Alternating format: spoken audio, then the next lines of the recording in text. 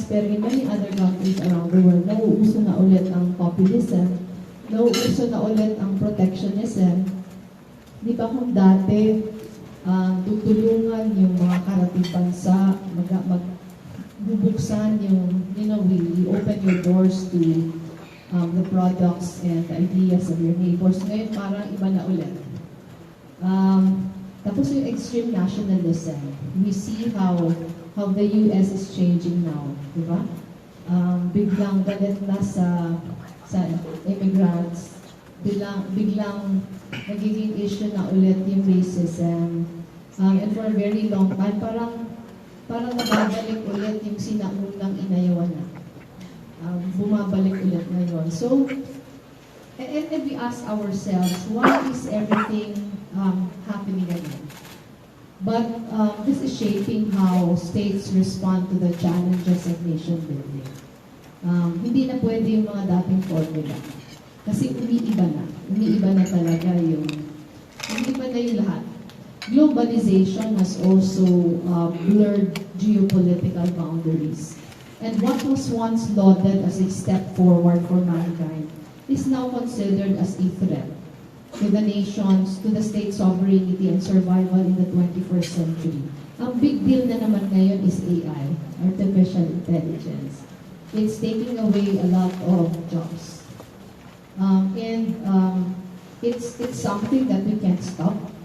So dapat humabol tayo kung paano sabayan yung AI. And that would mean parang stepping up as far as training and skills are concerned. Dapat ang matuto na tayo yung mga skills na hindi kaya ng mga computers. Hindi kayang-kayahin ng computers. But you know, when AI wasn't here yet, we were waiting for it with bated breath, thinking that it would change the way we live in a good sense. Pero now that it came, we seem to be unprepared for it. Kaya tingin natin masama ito. But amidst all the changes that are happening, one thing is still there: poverty. Poverty continues to cripple the human family, and challenges in maintaining security, solving economic inequality, pursuing social justice, they all loom large in the horizon. In some parts of the globe, millions have turned to desperate measures, drowning their own voice in power structures and clinging to messianic figures. Kaya nasabi ko, hindi lang ito sa Pilipinas. Maraming mga lugar sa buong mundo ang hindi mo aakalain na mangyayari ulit, and yet nangyayari ulit. As a result, governments are now slowly being restructured to address the needs of the multipolar world. All of this have contributed to the end of traditional power and the rise of a new world order. In 2016, the international community was stunned when Britons voted for Brexit. Di ba? Naaalala niyo yun? When Britons voted for Brexit and when Donald Trump won as US President. Hindi akalain mangyayari, pero nangyari. Ngayon, kung nakikita nyo sa international news, maraming mga Britons ang nag-iisip, paano ba mababawi ang boto? Parang nabigla yata kami dun sa Brexit. Paano ba mababawi yun? So ngayon, parang they are scampering for remedial measures. Kay Donald Trump is another story. Di ba? Parang nahihirap na and some people, many people say the win of Donald Trump represented a cry of anger. Diba? The cry of anger by people who felt they had been abandoned by their leaders. Parang sinasabi ng mga tao na yung dating tinitingnan natin na okay, hindi naman bumuti yung buhay namin. So buti pa botohan natin yung hindi usual. So binatohan nga si Donald Trump. Sadly, his brand of leadership has also cultivated a culture of hate, a culture of anger, a culture of fear, and polarity in many communities across America. Nag-aaway-aaway na yung mga Amerikano ngayon. if you notice, kahapon ba yun? Kahapon yung napakalaking rally. Diba? Napakalaking rally staged by the youth against the gun policies of the US. Ito mga bata yung lumabas. On live television, we watched as thousands took part in rallying against the administration's crackdown on Muslim immigration. Naalala niyo din, this was a few months back. Nagka-crackdown yung Trump administration against Muslim immigration at marami din nag-rally kaya medyo nag-backdown sila. In Asia naman, just last week, we saw how China's National People's Congress abolished the presidential term limits allowing President Xi Jinping to rule the country indefinitely. Nakita niyo? Grabe, no? Recently, Indonesia has enacted a law that allows legislators to press criminal charges against those who would criticize or insult the government and its officials. Gusto niyo ba magkaroon tayo ng ganung batas? When you criticize or insult the government or any of its officials, you can be held criminally liable. And here in the Philippines, talks of replacing the 1987 Constitution have challenged the way we measure the effectiveness of our leaders. Kanina pinapakinggan ko si Hazel. Marjorie na ako. Geraldine ba? Hazel. Kanina, parang malayo yata yung Geraldine si Hazel. Geraldine Hazel. Okay. Kanina pinapakinggan ko yung synopsis of the talks given by the previous speakers. I think the second speaker already gave you an extensive view on federalism. Yun. Ngayon, parang for the first time, a shift in the kind of government is being talked about. Diba yung earlier speaker niya pinag-usapan yung history of the Constitution. Kung mapapansin ko from 1898 until the present, very slim lang yung differences. Although may mga bagong ini-introduce, very slim yung differences. Yung sinasabi na yung 1987 Constitution was reactionary. Actually, all the constitutions have been reactionary. Talagang yung pagpapalit ng Constitution, parati siyang reaction of the present conditions, of what we want to do away with. Hindi lang yung 1987 Constitution, but all the constitutions from 1898, pati yung mga, after we gained our independence already, pati yung 1935, 1973, lahat yung reactionary. So, pati yung 1987 was also reactionary. For the very first time in 1987 Constitution, nagkaroon ng chapter on social justice. Ano yun? Kaya at that time, when we passed the 1987 Constitution, we were being heralded all over the world to have the best constitution of all. Kasi hindi siya usual. Hindi siya usual in the sense na marami mga constitutions ang walang social justice provisions, but ours has. And again, it was a reaction to what happened in the previous years before the Constitution was passed. Ngayon we are talking about the changing of the Constitution. Minsan, kinikwentuhan ko sila kanina, and I told you earlier that I was in college when EDSA happened. Actually, kasabay ng graduation ko halos. Ang EDSA happened in February, we graduated in April.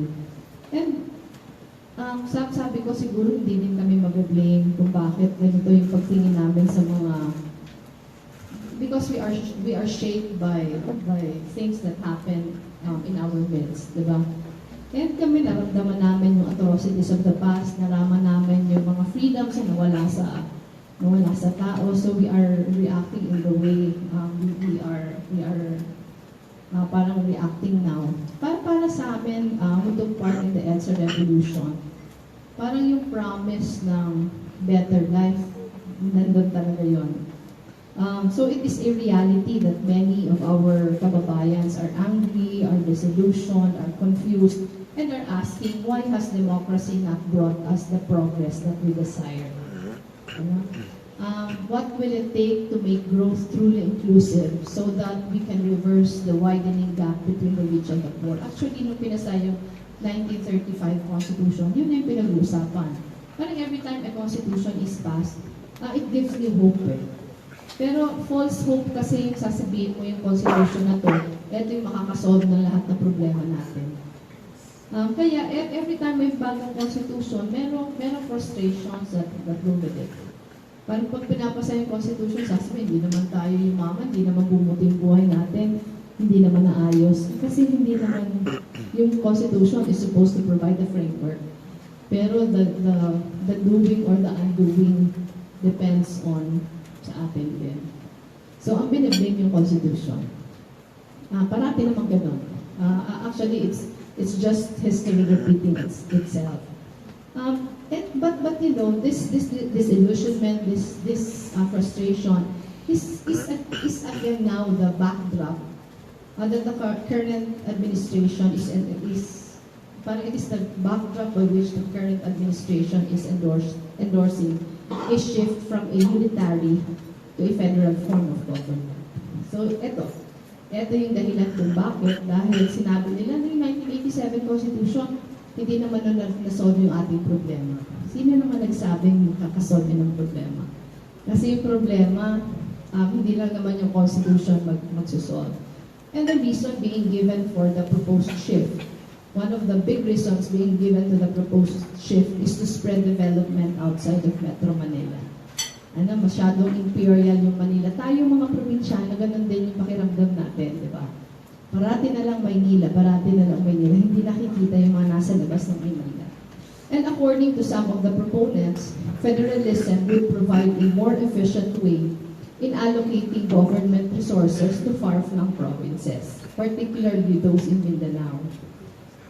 And we believe that it is critical for our nation to encourage balanced public discourse about this matter. So hindi ako proponent ng for, hindi din ako proponent ng against.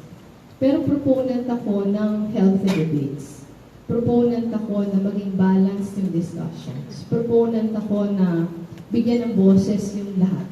Yung lahat na sektor, yung lahat na stakeholders. That is why when yung House of Representatives was trying to fast track yung pagpasa yung kanilang body i-convert ng Constituent Assembly at ni-rush ito, hindi ako sang-ayon nun. Kasi para sa akin, seryosong bagay yung pagpalit ng Konstitusyon na hindi siya pwedeng emosyon lang. Dapat totoo, may frustration tayo. Sino naman yung wala? Lahat tayo may frustrations, pero hindi pwede magpapalit tayo ng konstitusyon na iilan lang yung nag-uusap. Hindi pwede magpapalit tayo ng konstitusyon na pagbobotohan ito ng taong bayan Di ba? Pagbobotohan ito ng taong bayan in a plebiscite. Kung yung buboto, dapat naiintindihan niya kung anong pinagbobotohan niya. Ngayon, maraming mga pagsusubok. Barangay officials, pinapalagay ng mga tarps sa mga, kung meron dito sa inyo, pero sa amin meron, mga barangay officials pinapalagay sa mga barangay hall na yes to federalism, etc. Pero pag tinanong mo ano yung federalism, hindi din nila alam. Yung sa akin, tingin ko it is incumbent upon us all to advocate for a free-flowing discourse on the matter. To have healthy mental, marami doon na mga mahuhusay. Pero pag tinignan mo yung membership nung consultative commission, ang isang common sa kanila, lahat sila advocate. Para sa akin, medyo mali ito. Medyo mali. Kasi, di ba, if you will form a consultative commission, dapat the first question that the commission should ask of themselves is, do we need a constitutional change? Pero kung yung lahat na members are advocates of federalism, sinet aside na yung first question na yun. Parang, lahat na kaagad tayo nag-agree na mag-convert tayo to federalism. And that takes away the kind of healthy discourse, the kind of public debates that we want.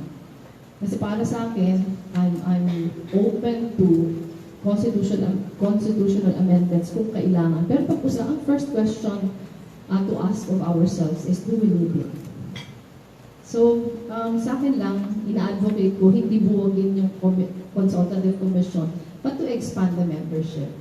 To expand the membership to include members from the different sectors, to expand the membership to include people who think otherwise, para maging balanse yung usapan. We believe that it is critical for our nation, sabi ko kanina, to encourage balanced public discourse about this matter and take more time to look at opposing views. Ngayon kasi ang sinasabi, merong deadline. Yung deadline dapat daw tapos na before the SONA para makasali na sa SONA ng Presidente. Para sa akin, napakahalaga kaya ng pag-change ng form of government para bigyan mo yan ng deadline. Sa akin, kung tapos na yung consultations, that is the time that we give a deadline. Pero kung hindi pa nga nag-uumpisa yung consultations, may deadline na, ang chances, magiging haphazard. Pareho ito nung nangyari ng 1973 Constitution. I think this was discussed earlier. Yung nangyari ng 1973 Constitution, isa sa mga requirement may consultations, isa sa mga requirement merong plebiscite. Pero ginawa, kasi may deadline, nag-form na lang ng mga barangay assemblies. Tapos sa barangay assemblies, nag-teach, tapos yes or no na lang. Hindi naman naiintindihan kung ano yung mga sinabi, at hindi din nabigyan yung opposing views na magpresenta ng kanilang presenta. So, I think as I was telling you earlier, I think the main question to ask of ourselves first is charter change the best solution to our country's decades-long struggle for peace and development? Kasi kung ang question natin, yes, saka tayo umusad sa next step. Pero kung ang question natin, no, ang tanong ulit natin sa susunod, kung no ang sagot, if charter change is not the answer, ano yung sagot? Diba? Pero dapat yun yung pinakauna eh. Is it the answer? Is it really a question of the form of government or baka naman the kind of public servants and the political culture that will bring that kind of growth? So what does our present constitution say? Pero yun, pinag-usapan nyo na earlier. But I was telling you earlier that the constitution is the bedrock of any nation. Ito yung pinaka-Bible ng bawat bansa. It is the highest law of the land, reflecting the hopes, the dreams, the aspirations of the Filipino people. But more than that, it serves as a blueprint. Ayan na yung topic nyo ngayon. It serves as a blueprint for transformative governance, employing leadership as a vehicle for empathy and compassion.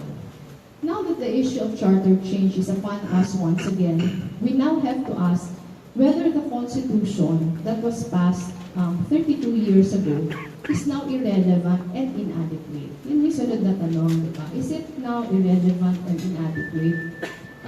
Para sa akin, it's a difficult question to answer, and we should proceed only after much thought and introspection.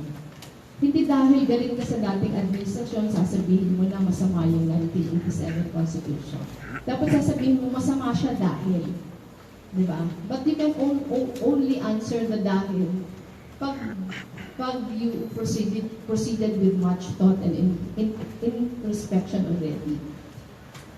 Ano ang sinasabi ng lahat na pag-aaral? If a successful federal government is dependent on two very important factors. Ano yung important factors na yun? First, that the local government units have the capacity and the competence to handle so much authority and complete autonomy. Yun daw yung first requirement. Ulitin ko, that the local government units have the capacity and competence to handle so much authority and complete autonomy. Ano ba yung datos? What are the facts that are on hand? Sa lahat na probinsya all over the country, and we have, ilan ba yung probinsya natin? Regions pala, regions. 17 na ba ngayon? We have 17 tama ba? 17 regions, including the autonomous regions. Ano ang datos? 2 regions lang all over the country ang can stand on its own as far as the economy is concerned. Ano yung regions na yun? National Capital Region and Region 4A. That even Cebu, yung Region 7, has that capacity. Siguro you are well aware naman na every local government unit has two sources of funds. Yung unang source of fund, yung locally generated funds, yung isa internal revenue allotments. Yung locally generated funds, yun yung kaya mong ikalap on your own. Ang internal revenue allotment, yun yung tulong sa'yo by the national government.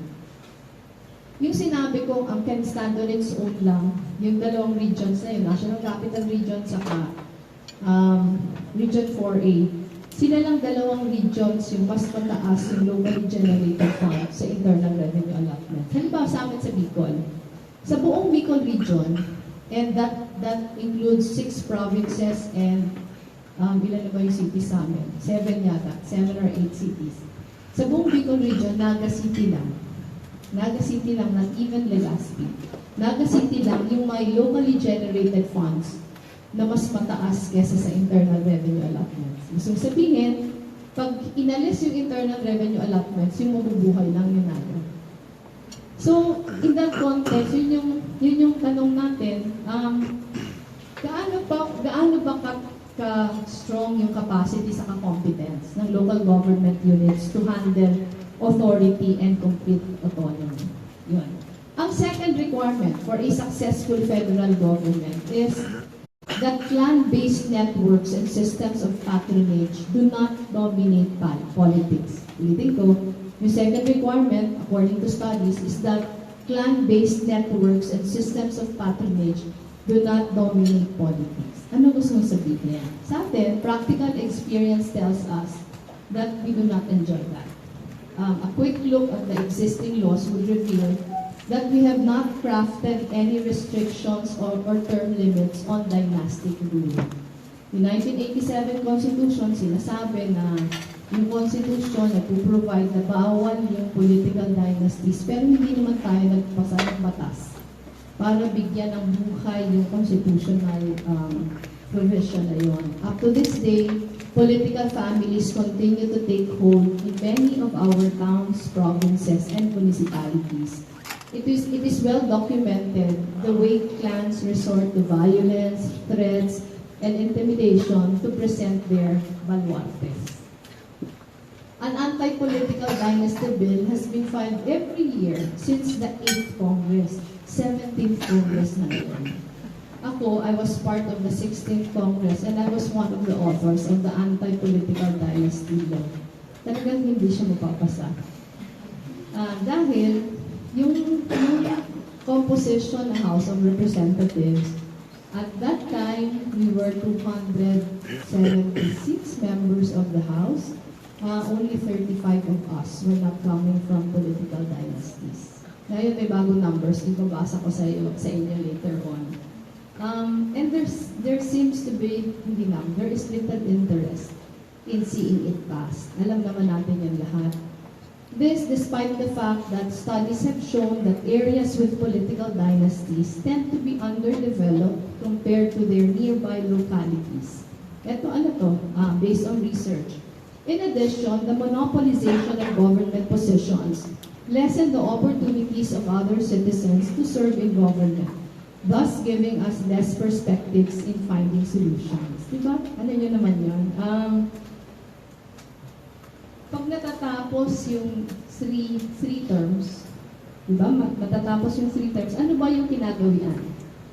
Yung kinagawian, maghahanap ng another member of the family na to take their place.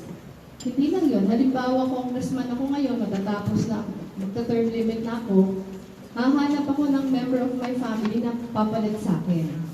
Sometimes, merong anak, naubusan na, lahat na nasa posisyon, may anak na nag-aaral abroad or may anak na nagtatrabaho abroad, papauwiin, wala namang kaalam-alam sa local politics, papauwiin para lang yung power ma-retain sa pamilya.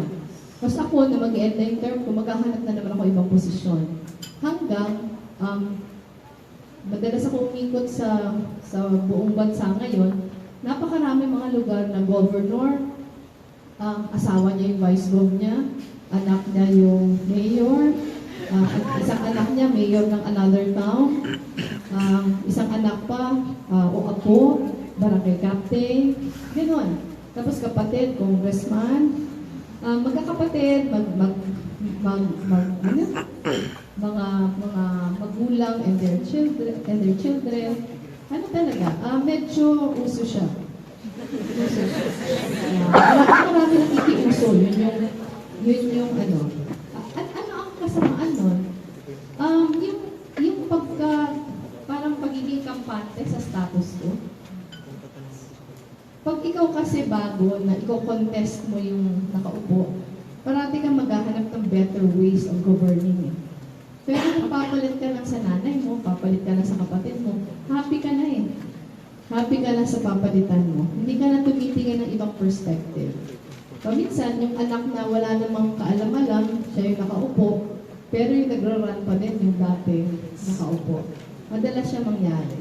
I recently visited Ateneo de Naga University. I was asked to give a national situational report, and I shared how a recent study by Dr. Ronald Mendoza, who is Dean of the Ateneo de Manila School of Government, showed that all top positions in each LGU appear to be dominated by political dynasties.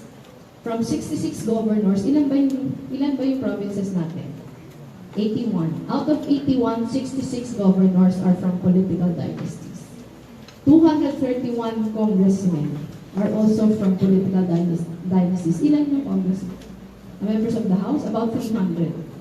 So, from 231 out of 300 are from political dynasties. 930 vice mayors are from political dynasties. Over time, stretching from 2004 until 2016, the most dynastic provinces appear to have remained so. Walang pagbabago. And new dynasties have begun to dominate additional provinces. So, paano nangyayari yung new dynasties? Paminsan, by some stroke of luck, may nakakasingit, may natatalong isa sa mga members ng dynasty. Nakakasingit, pag-umpisa sobrang husay nung bago, pero nalulure na din into the same structure. Matatapos yung kanyang 3 terms, ayaw niya din ibigay sa iba, kapatid niya na din yung lilipat, so may bago na naman dynasty. Ganun yung buhay. Several studies by ADB, AIM, Ateneo, and UP economists show how human development and economic progress fail to take root in places where political dynasties thrive. Merong correlation yung dynasties sa pagkamahirap ng lugar.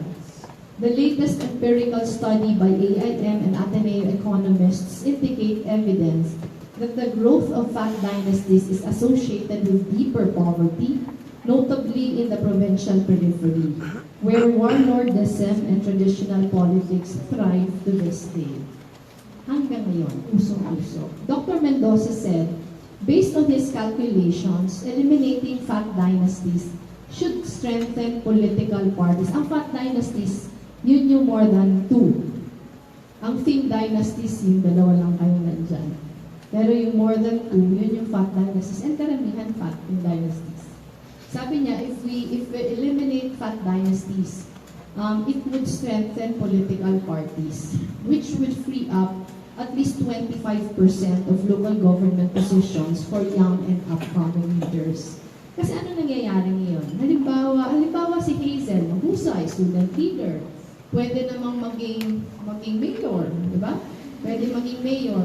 Pag hindi naman siya kamag-anak ng kung sino, napakahirap for her. Di ba? Napakahirap for her kasi nakaupo ngayon, ipapamana na yung posisyon niya eh. Ipapamana na yung posisyon niya sa anak o sa kapatid, etc. But when young and upcoming leaders are given an opportunity to give way to the best, matino and mahusay emerging young leaders of today, meron sana tayong something to hope for. Diba?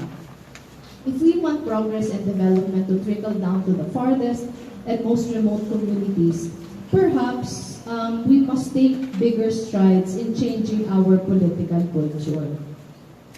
Baka naman yun yung dapat baguhin, hindi yung constitution. Hindi ko sinasabi na hindi dapat baguhin. Pero bakit hindi natin pag-usapan ano talaga yung root cause? Kasi yung root cause, baka wala naman dun sa Constitution eh. Baka yung root cause nandun sa kind of political culture that we have. Di ba? Halimbawa, example lang, yung gusto natin mag-trickle down yung pera sa hindi lang ma-retain lahat sa Metro Manila, pero mag-trickle down to the farthest provinces. Sinubukan na to by the past administration. Kung narinig nyo na yung BUB, bottom-up budgeting, where diretso na sa mga local government units yung budget. Pero hininto din. Hininto ito last year. So that was sana an attempt. That was sana an attempt na i-equalize yung paggastos ng pera na hindi siya mako-concentrate lang sa Manila. So yung sinasabi ko, baka naman changing the political culture is the root cause of all the evil that has befallen us. Aside from legislation, of course, we also need to educate our voters. Pero yung educating our voters, this may take years, even generations. But nothing is impossible if we start now. Nung nasa 16th Congress ako, we were trying to pass an electoral reform law. Para sana mabago yung maraming mga, hindi naman kailangan changing the Constitution. Kailangan lang legislation. Pero hindi din nakapasa. Kasi yung composition nga. Yung composition wants the status quo para ma-retain yung power. Since we assumed office, so ang sa amin lang, maraming galawan ngayon. We are advocating for not to stop all these attempts to change the Constitution, but we are advocating, number one, to expand the membership of the Consultative Commission. Number two, huwag madaliin, to ensure that there will be sufficient time for healthy discussions, for a lot of introspection, for healthy debates. And when we say healthy debates, to give voice to the powerless. Hindi lang yung mga politiko yung nag-uusap.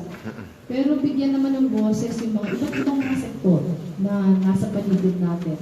Kung titingnan kasi yung composition ngayon ng Consultative Commission, wala masyadong representative sa mga sectors. Halos lahat mga abogado, halos lahat yung mga dating mga politiko, dating mga justices, pero yung mga ordinary mga bosses hindi masyadong mabigyan ng pagkakataon magsalita. Since we assumed office, we have been going around the country, visiting the poorest, the farthest, and the most unheard of municipalities across the country. I think you are very familiar naman with the Office of the Vice President. Ang Office of the Vice President dito sa Pilipinas, iba siya sa Office of the Vice President sa ibang bansa. Dahil dito sa atin, halos walang mandate yung Office of the Vice President. If you look at the Constitution, sa lahat na batas na meron tayo, maghanap ka kung ano yung obligasyon ng Vice President, halos wala. Ang sinasabi nila, if something happens to the President, the Vice President should be ready. Ang assumption naman natin, nothing will happen to the President in 6 years. So gusto ko lang sabihin, wala kang gagawin in 6 years. Di ba? Even before I was inaugurated into office, I already met with my staff. Napansin niyo siguro, yung mga staff ko na una, lahat yung mga bata. Ako lang yung matanda sa opisina. Lahat sila mga bata. And that was deliberate on my part. Deliberate on my part kasi parang ayoko yung naghahanap kang ways to innovate. Sasabihan kang, ay, sa akin ka maniwala kasi galing na ako dyan, mas marunong na ako. Ayoko yung ganyang sagot. Ang gusto kong sagot, sige, maghahanap kami ng innovative solutions. Yun yung gusto kong sagot. And parang may capacity ng mga bata eh. Kasi wala pa masyadong, di ba, parang hindi pa siya shackled by a lot of experiences. Ano naman to? Don't get me wrong. Yung experience is always good. Pero sometimes you are shackled by the lessons of it. Na parang you fail to be creative. You fail to innovate. Para sa akin, yung times natin, because we're living in extraordinary times, we need extraordinary people already. And tingin ko, kayo na yun. Kayo yung periphery, 360 degrees. So sa akin, mga batang-bata, my chief of staff is only 33 years old. Lahat ng mga bata. Ayan si Oliver, nakikita nyo. Ilang taon ka na, Oliver? 30. Ayan, si Oliver is a political science professor sa Atty de Manila University. Is one of my speech writers. Lahat sila mga bata. Kita nyo. Ayan, si Atty Nancy is my head EA. Atty Nancy is 33. Mukhang 23, di ba? 23. She's my head executive assistant. Mga ganon.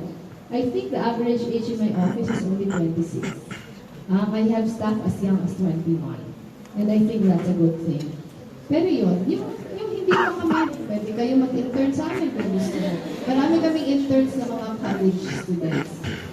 At pinababad na, bawal sa amin yung clerical work sa interns. Dapat ibabad na kagad sa trabaho. Pero, as I was saying, even before my inauguration, I was telling my staff, we can do 6 years doing just ceremonial work. Because when you look at the budget of the Office of the Vice President, we have one of the smallest budgets in the entire bureaucracy. And there's nothing there for programs. Lahat lang ceremonial. Yung magsi 6 years ka ba, ceremonial lang yung gagawin mo? Siyempre hindi. And I'm a lawyer, but my life's work was really working with very poor communities. I was with PAO when I passed the bar. After PAO, I joined an NGO called Satigan. It's short for Sentro ng Alternatibong Linga Pantigal. And it was what I was doing for more than 10 years. Yung trabaho namin as lawyers, bumababa kami sa communities, teaching the law to the sectors. Ito yung mga sobrang hihirap ng mga communities na tinatranslate namin into the local dialect yung mga batas, tinuturuan sila with the belief that if people know of their rights under the law, they will be in a better position to fight for their rights. Alam ko marami nito mag-aabogado, kaya public service lawyering is one area you can look at. Although, nung ka-age ko kayo, gusto ko lang mag-abogado. Ang imagination ko yung ang ganda ng suot ko, taas ng takot ko, tapos di ba, naka-power dress. Pero nung abogado na ako, naka-chinelas na lang ako. Yun yung pinupuntahan namin. And we were, parang our eyes were open to a lot of social injustices. And it was what I resolved to do all my life. Pero when I lost my husband so suddenly because of the plane crash, hindi ko na magawa yung gusto kong gawin because I had to step up. Meron siyang void na iniwan na kailangan kong panagutan. Okay, hindi na kailangan kong panagutan, pero parang I had to continue where he left off. So, pero yung sabi ko na when I was suddenly thrust into running for Congress, ang usapan namin, 1 term lang ako And 1 term, tapos babalik ako sa dati kong buhay. But it did not happen. Andito na ako ngayon. Pero hindi naman ko sasabihin na hindi ko na pwedeng gawin yung what I always wanted to do. So, nung nag-uusap na kami ng staff, ano ba yung gagawin natin na hindi lang ceremonial? I wanted to do an anti-poverty program. So, we thought of Angat Buhay. Pero ang problema namin, wala kaming pera. Wala kaming pera for programs. But, kita nyo na, sobrang husay ng mga bata. Sila yung nakaisip to reinvent our office. And parang make us as a sort of a conduit. A conduit between people needing help and organizations wanting to help. So kami yung mga ahente. Ibebenta namin yung mga mahihirap na kami yung bababa sa mga communities. Ibebenta namin yung mga sitwasyon nila sa mga, kasi yung mga companies, marami sila mga CSR programs. Ibebenta namin, kami yung parang speed dating, diba? Diba, pero hindi pa naman siguro, diba nagsispeed dating site yung mga matatanda na hinahanap na. Yung mga bata sa inyo wala pa na. Pero diba yung speed dating sites, parang nilalagay mo yung mga gusto mo, tapos magmamatch kayo, kami yun. Kami yung nagmamatch. Nangangailangan ako, halimbawa, may community na may community hindi pa energized, may community wala pang kuryente. So maghahanap kami ng company na ang CSR nila naglalagay sila ng mga solar panels, mga ganon. Or may community na we choose yung pinakamalalayo, pinakamahirap, pinakamaliliit. Bakit pinakamalalayo? Because one realization is that yung pinakamalalayo, yung talaga hindi inaabot ng tulong. Yun. So since we assumed office, yun yung ginagawa namin. And yung sa pag-ikot namin, we discovered a growing number of local officials who have triumphed against political dynasties. Meron kami mga na-discover ng mga ganon. These new leaders have introduced reforms that are slowly changing the socio-economic landscape of their towns. One of those places is Siayan. Ewan ko, narinig nyo na yung Siayan. Siayan in Zamboanga del Norte. Siayan is a 2-hour drive from Dipolog City. Dipolog is the capital of Zamboanga del Norte. So mag-aeroplano ka puntang Dipolog, magsasasakyan ka papuntang Siayan. And what is different with Siayan is that from 2003 until 2009, Siayan was found to have the most severe type and magnitude of poverty. Its poverty incidence was a staggering 97.5%. So sabihin, 97.5% of the people there are very poor. The people of Siayan could hardly eat 3 meals a day. Yung biro nila sa amin, the first time we went, hindi nga namin alam kung ano gusto sabihin ng merienda. Kasi wala kami yan eh. Kasi we are struggling to eat 3 meals a day. And ganun yung sitwasyon nila for a very long time. But then, may political dynasty din doon. Ay, hindi ko nasasabihin kung ano yung family name. Pero, by a stroke of miracle, may nanalong isang lady mayor. Ang pangalan niya Flora Villarosa. Nanalo siya against a political dynasty. And since she won, she has been changing the town's future. Si Mayor Flora started pushing for programs that were anchored on the principles of good governance. Yung good governance hindi pinag-uusapan doon kasi ang tagal na political dynasty nandun sa kanya. Yung nanalo siya, she started going to the poorest barangays, held dialogues with farmers and women's groups, and as a result of their collective efforts, slowly, bridges and roads were being built, livelihood trainings were being done, entrepreneurial programs were started in almost all of the 22 barangays of Siayan. Ngayon, pag binisita niyo yung Siayan, iba na yung mukha niya. Iba na yung mukha na mahirap pa din siya. I think, if I am not mistaken, the poverty incidence is still more than 50%. Pero bringing it down from 97.5 to 50 plus, grabe na yun. It's a feat in itself. Now, it is already a second-class municipality and no longer the poorest. In fact, it has climbed to being number 36 and still continues to improve. When the Office of the Vice President launched the Angat Buhay program in October of 2016, Siayan was one of the first 50 pilot areas kasi nga siya yung most poor, which were handpicked on the basis not just of poverty, but also their track record for progressive governance. What is truly laudable, marami na nangyayaring maganda sa Siayan, pero yung nakakahanga sa kanila is that Mayor Flora and her staff still remain open to convergence and collaboration. Ito yung minsan mahirap din sa political dynasties, parang huwag nyo na kami turuan kasi alam na namin, ginagawa na namin ito napakatagal. Ayaw nang maki-collaborate.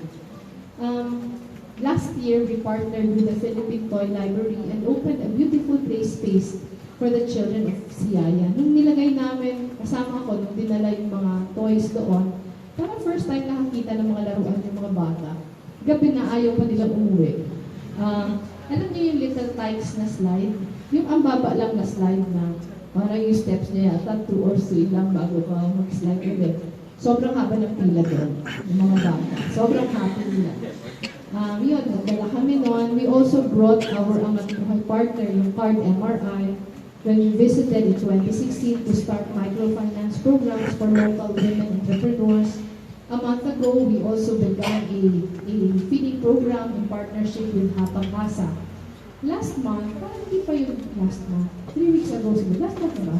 Nagkasama kita ulit. we went to Siyayan. Alam niyo yung in-inaugurate namin, dormitory for boys. Naglagay kami isang dormitory for boys. May picture pa. Yan yung dormitory nila. Yung dormitory for boys was built by one of our partners. Yung partner namin, ang pangalan ng foundation niya, Yellow Boat of Hope. Based siya sa Zamboanga City. Ang ginagawa ng Yellow Boat of Hope Foundation before, alam niyo, hindi ko alam kung alam niyo na in many places, lalo na yung mga coastal towns in our country, may mga batang lumalangoy papunta sa school. Lumalangoy sila, ganun sila kadesidido mag-aral. Lumalangoy sila, sometimes hindi lang isang isla yung lalangoyin. Sometimes several islands para lang makarating ng school. Yung Yellow Boat of Hope, ang ginagawa niya, nagpo-provide siya ng mga school bangkas. Parang school bus, pero bangka na nagpipick up ng mga estudyante papunta sa school. For a very long time, yun yung ginagawa nila. But since we started Angat Buhay, ito actually dorm na to, pangatlo na to. Yung second na tinayo namin sa Zamboanga si Bugay naman. Instead na mga bangka dorm, ang tinatayo within the school, pero yung pwede lang mag-occupy ng dorm, for free ito. Walang ibabayad. Ang pwede mag-occupy lang yung pinakamahihirap na mga bata. Yung pinakamahihirap, ito, ang pag-choose ng school, yung ang tumitira sila at least 6 to 8 kilometers away from the school. So ito yung araw na pumunta kami doon, pumasok kami sa kanilang dorm. We talked to the 25 boys na tumitira dyan. Ang kwento nila, sila, grade 7 to 10. So, sila from the very poor families. Ang kwento nila, ang nilalakad nila each way, every day, at least 2 hours. Gumigising sila mga 3 o'clock in the morning. Alis sila, mag-start sila mag-trek 4 a.m. Paminsan na-relate pa sila. Ang tinitrek nila, hindi patag, kundi mga muddy mountainous trails. Tapos may i-cross sila mga rivers. Yung pagpunta namin dyan, Oliver, second day pa lang nila, third day.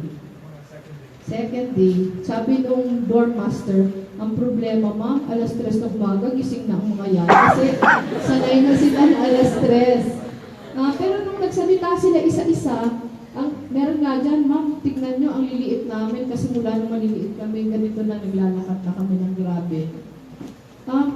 Sobrang happy sila na nakatulong sila sa doon. Kasi imagine, ang masasave nila at least 4 hours of walking every day. Meron dyan, katabi yata nitong naka-yellow ko. Meron dyan na 22 years old na, diba? 22 years old na siya, pero grade 10 pa lang siya. Pero yung kwento niya, kailangan ko pa maghinto nung nagmasakit ng aking parents. Kasi kailangan ko magtrabaho, nag-construction worker ako, nag-habal-habal driver. Pero ngayon, may dorm na, tatapusin ko na yung high school ko. Kaya, very touching yung kwentuhan namin ngayon. Kasi makikita mo yung struggle, but at the same time, yung grit and determination. Kaya pag uwi ko, pinagalitan ko yung mga anak ko. Sabi ko sa mga anak ko, pag nata-traffic kayo, nagre-reklamo kayo. Pero yun lang yung problema, good traffic lang. Pero itong mga batang ito, hindi nagre-reklamo. Yung, alam niyo yun, yung determination to study. Ito yung talagang mga kailangan tulungan. So ito very, very, very, very hopeful kami na makakatapos yung mga batang nandun. Bakit ko kinikwento sa inyo yung kwento ng Siyayan? Kasi yung task of nation building is upon all of us. Wala lang naman to sa Constitution. Wala lang naman sa mga officials na binoboto na. Wala lang naman sa mga officials na nag-rule sa atin. Pero yung task of nation building, nagsisimula sa pagpili natin ng mga officials. Diba? Pag pinapayag, parang, ito yung sinasabing, sometimes we get what we deserve it. Binibigyan tayo ng mga hindi din natin pinag-iisipan totohanan. Kaya ito yung pinaka-point lang dito, kung ang Siyayan came from the dumps. Diba? For so many years, siya yung poorest, sobrang hirap ng mga tao, pero now, just because of one public official, nag-start na siyang pero one public official who inspired. Kasi yung public official, ito yung parati mong sinasabi, ang paniniwala ko, yung real test kung okay kang public official, hindi yung husay mo eh. Kasi kung ikaw lang yung mahusay, paano kung mamatay ka? Paano kung, di ba? Paano kung wala ka na? So wala na din. Pero yung okay kang public official kung makaka-evoke ka ng inspiration. Na marami pang magiging pareho mo yung you will give birth to so many more people like you. Yun yung real test ng pagiging okay na public official. Yung pinpoint out mo ito, yung example ng si Yaya, example na pag pumili tayo ng gusto, pwedeng i-turn around natin yung mga lugar. Not necessarily the entire nation, pero kahit one town at a time. Diba? Another memorable place we visited was Marawi. Siyempre, alam natin yung Marawi. Pero in Marawi, we were there before the siege happened. Because Marawi was one of the 50 also. Was one of the 50 places we wanted to help. In Marawi, we met a 26-year-old aspiring teacher. Yung pangalan niya, Mokfima Abdul Rahman Muhammad, from Barangay Bayawan. When we visited her community last March of 2017, we discussed with them how to produce more landap. Hindi ko alam kung familiar kayo sa, nakita niyo yung nasa taas? Nasa taas na yung yellow and red. Yun yung landap. Medyo kakaiba siya sa, ano ang tawag? Malong. Malong din siya, pero yung landap ng Marawi, kakaiba sa colors. Ano? Kakaiba sa colors. Ang colors niya, parating may combination ng plain sa kanang printed. Very rich ang Maranao landap. And then i-discuss namin kung paano buhayin ulit yung weaving industry. Kasi yung natitirang weaver sa kanila, sobrang tanda na. So sabi namin, nagtitrain kami ng mga bata, i-upgrade namin yung kanilang equipment, etc.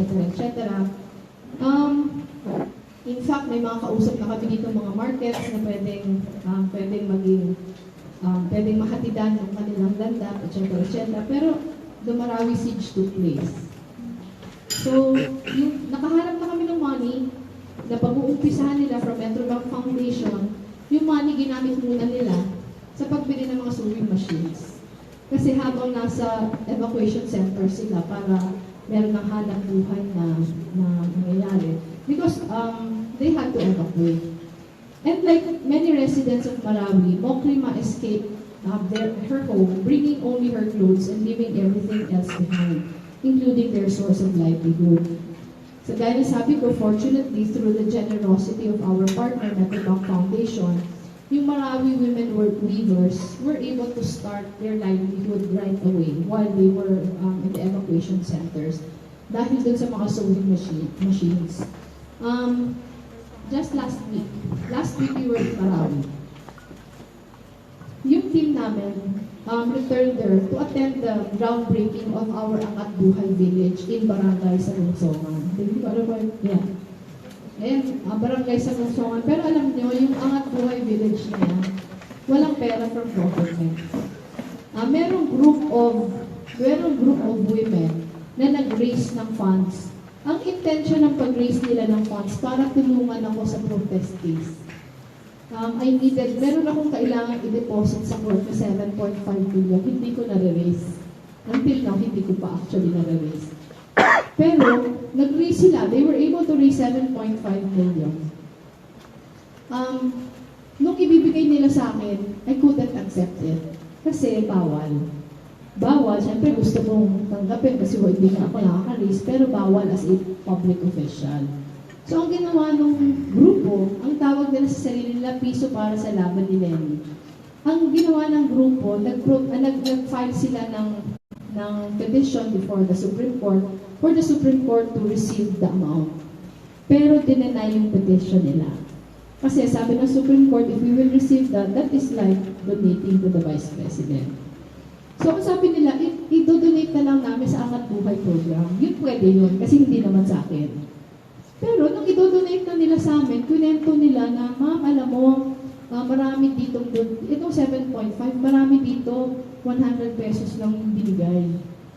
Mga 25,000 na tao yung nag-donate. At yung mga nagbigay, may mga letters na maliliit na merong driver na nagsusorry pa after ibigay yung 100 pesos kasi he was intending to give 200 pesos pero hindi niya nakuha yung boundary niya, so 100 pesos lang yung binigay. Nagpa-promise siya na pag naka-boundary siya mabibigay. Merong kasambahay na nagpaalam sa amo na pupunta sa poblasyon para maghulog sa GCash ba yun? GCash yata. Kasi stories like that. So, yung sa akin lang, yung kinakwento nila yung mga stories and these were all documented. Sabi ko dapat yata yung mapuntahan itong programa, yung very visible, na mararamdaman ng pinakamaliit na nagbigay na hindi nasayang yung kanyang binigay. So we thought of an Angat Buhay village. So ayan, happy. Kasi nag-groundbreaking na kami. Matatapos 60 units by June. Ang dream namin ay 100 units. Ang kailangan na houses doon ay 5,000 houses. Nakaka 1,000 pa lang ang nare-release ng gobyerno. Napakaliit ng contribution namin na 100 houses. Pero again, why am I telling you this? Because the smallest contribution counts. And it is part of nation building. Diba? Parang pag tayo nararamdaman natin na all of us is part of something big. All of us is part of rebuilding our nation. I think we will be better citizens. And by being better citizens, we'll be able to take part in political exercises better. Halimbawa, yung pag-decide, i-change ba yung constitution o hindi, federalism ba o hindi to political. Hindi to dahil nagsusupport ka kay President Duterte, kailangan mo nang mag-support sa federalism. Because it is something more sublime than that. Kasi this is our future as a country. Pero these small acts na kunento ko sa inyo, ito yung makakatulong sa marami to realize na kahit naman estudyante pa lang tayo, kahit driver lang ako na struggling with aiming to get my daily boundary, meron na akong matutulong. And I think it starts with that. Yung evoking that sense of pride as a Filipino, evoking that sense of responsibility that all of us parang can contribute whatever we can to the greater whole. So these stories of Siyayan and Marawi represent a flicker of hope in many far-flung communities in our country. And there are many more. And there will always be more, as long as we nurture local leaders who have an authentic regard for honest and accountable governance, as well as a willingness to innovate. If the purpose of the shift from the current form of government to a federal form of government is decentralization, siguro ang sunod na tanong, hindi ba kaya yung gusto mong ma-achieve by just amending the local government code? Halimbawa, ang sagot, kaya. Bakit hindi na lang natin i-amend yung local government code? Pag sinabing kailangan talagang palitan yung constitution, meron akong another proposal. Yung proposal ko, sana hindi na i-reopen yung constitution. Mag-introduce na lang ng amendments. I don't know if you are familiar with the US Constitution. Di ba yung US Constitution, meron siyang First Amendment, Second Amendment. Every time there is a need to introduce something, they don't reopen the Constitution. They just introduce amendments. Yung sa akin, kung ang sagot sa lahat na tanong talagang constitutional amendment, yung sa akin, sana hindi na lang i-reopen. Sana mag-introduce na lang ng amendments. Kasi pag i-reopen siya, magiging subject na siya to a lot of politics. Baka mawala pa yung chapter on social justice. Halimbawa, yung freedom of the press. Yung proposal na nabasa ko, hindi na siya absolute. Yung freedom of expression, hindi na siya magiging absolute. nakakatakot na in the guise of decentralization or in the guise of introducing federalism, yung lahat ng mga gandang aspeto ng 1987 Constitution baka mawala. But ultimately, the question of federalism is again a question of governance. Ang tanong, have we fully maximized the various avenues provided by the present Constitution? Siyempre, ang sagot hindi. Ang example yun, yung political dynasty. There is another provision in the 1987 Constitution which has not been implemented yet. Yung provision on providing for local sectoral representation in all legislative bodies. Wala pa tayo nun. Kung tingnan natin yung ating mga councilors, tanongin natin, sino ba dito yung local sectoral representative? Wala. Kasi hindi pa nabibigyan buhay yung constitutional provision. Siguro sunod na question, what changes should be made in the structure of our government so we can serve our people better? Is our tradition of public service built on a strong foundation of principle? Kasi baka umiiba-iba lang ang hangin, depende lang kung sino yung nakaupo. Makukontento ba tayo na depende kung sino yung pag halimbawa si Pino yung presidente, lahat liberal. Pag si Presidente Duterte yung presidente, lahat pinipilabang. Same personalities. Parang yung pagpipili ng political parties hindi na based on principles. Yun ba yung makakabuti sa atin? Yun nga. Unfortunately, many say the public discourse on charter change and federalism have become highly political and divisive. Ngayon, pag nagsabi kang kontra ako sa federalism, ang interpretation nun, kontra ako kay Pangulong Duterte. Which should not be the case. Kasi yung pag-support mo kay Presidente ay iba naman sa usapin na whether you are for federalism or not. That is why we are very grateful to people like you. We are very grateful for people like you because we think you are the natural allies. You should be the natural allies in our fight for spaces for healthy public discourse. Kasi yun nga kayo yung bukas pa. Kayo yung bukas pa, wala pang masyadong judgments.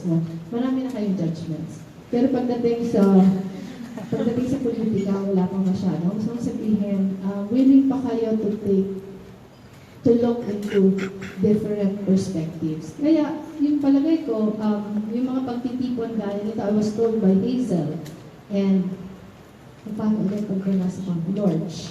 Sabi ni Hazel sa ni Lorge, this is only the second. Diba? This is only the second. And I hope you will continue and with more frequent, hindi once a year lang. Kasi baka sabihin ni Hazel sa kanilors, pag nakakapagod na nga i-organize ito, tapos mag-frequent pa. Pero we need spaces for healthy discourse. It is good that we invited someone who is for federalism. Siguro next time, invite someone who is against it para you form your opinions based on, di ba? Based on healthy discussions on things. Kahit kami sa office, yun yung ginagawa namin. Mag-i-invite kami ng for federalism, mag-i-invite kami ng yung mga anti. Para pagkatapos nilang i-discuss, saka kami mag-desisyon. Ano ba yung tama na paniwalaan? Because these are perfect opportunities for all of us to delve deeper into the issue of federalism and the issue of charter change and explore the challenges and the prospects of what is before us. If we want to create a better future for our country, then we must bring everyone to the center of these discussions. Di ba sa education, may sinasabing no one must be left behind. Dapat dito ganun din. Kasi pagbubutuhan natin ito I assume all of you are over 18 already. Bumoboto na kayo. Pag bumoto kayo, syempre gusto nyo pinagbubutuhan nyo, naiintindihan mo, di ba? Hindi dahil sinabi ni kapitan, o sinabi ng nanay, dapat yung bobotohan nyo, sarili nyong pagdidesisyon. So we must bring everyone to the center of the discussions, and we have to ensure that we are creating more opportunities for the disenfranchised so that the wealth and information will benefit the majority, not the minority. So my dear students, yan siguro pinaka last word. Remember that the task of nation building and the job of managing the country does not belong to government alone. And the task of nation building falls on all of our shoulders. And we can accomplish so much more if every Filipino, regardless of age, gender, religion, political affiliation, takes part in active governance. In a few years, siguro 2 years, most of you will be establishing your careers in Leni, taking on important roles, siguro in companies, in government, etc., etc. Some of you might become public servants. You will be making many decisions that will affect many lives. When that time comes, yung aking advice lang, be brave and choose to serve the last, the least, and the lost. It is not always easy. Sometimes, kailangan mong lumagoy laban sa agos. There are difficult times. And this time is not always difficult times.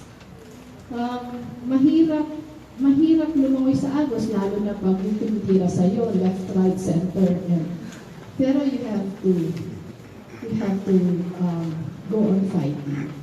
Kasi if you won't, you are depriving the future generations of the wealth of your judgments. Ito lang, panghuli, every day, our Constitution challenges us to choose freedom over fear and intimidation, to empower the weak and the voiceless, and to answer the call of serving the poor.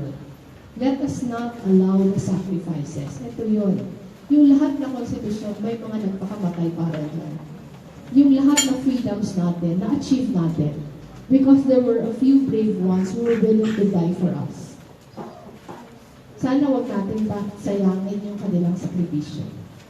Wag natin sayangin. Let us not allow the sacrifices of those who have gone before us to be put to waste. Let us continue to ask questions. Yun lang naman yung hinihingi sa atin.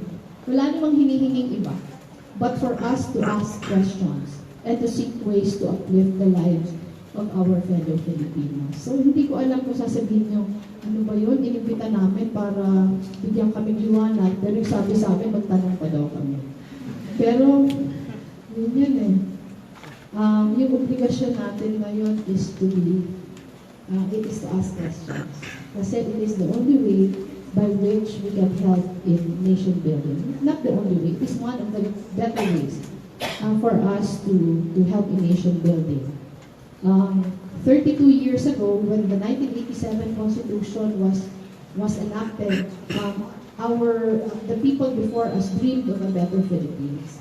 And now, we are also dreaming of a better Philippines. And let us remember that all of us should take part in making sure that the future generations will have a better Philippines because of what we did for them. So, yung pinaka-huli, go forth.